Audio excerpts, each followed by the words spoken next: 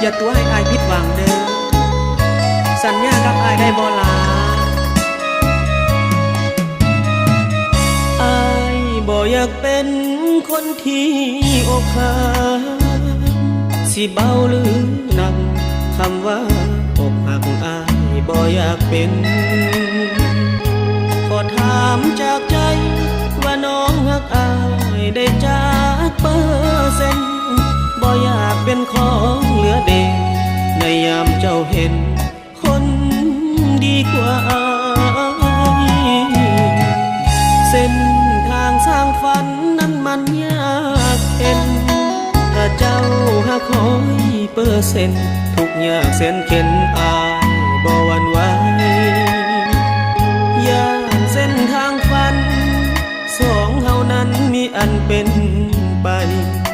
จึงสร้างคำถามเพื่อไว้ต่อหน้าไปย่านเจ้าตัดหอคำว่าเสียใจอ้ายนี่บ่ต้องการจึงขอคะแนนสงสาร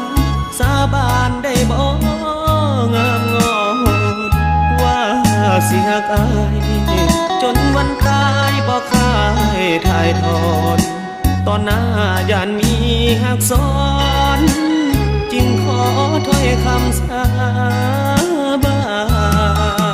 นอายบ่อยากเป็นคนที่ผิดหวัง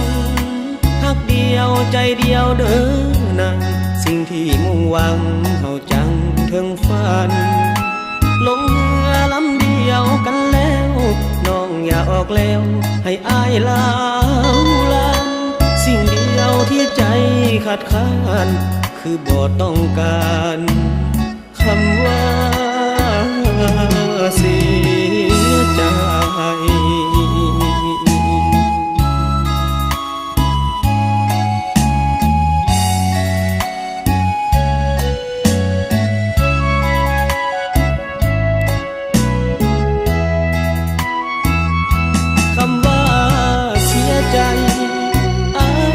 บ่ต้องการจึงขอคะแนนสงสารสาบานได้บ่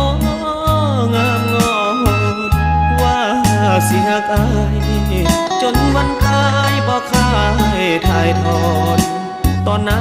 ย่านมีหักซ้อนจึงขอถ้อยคำสาบานอายบ่อยากเป็นคนที่ผิดหวังหักเดียวใจเดียวเด้อนะสิ่งที่มุ่งหวังเฮาจังถึงฝัน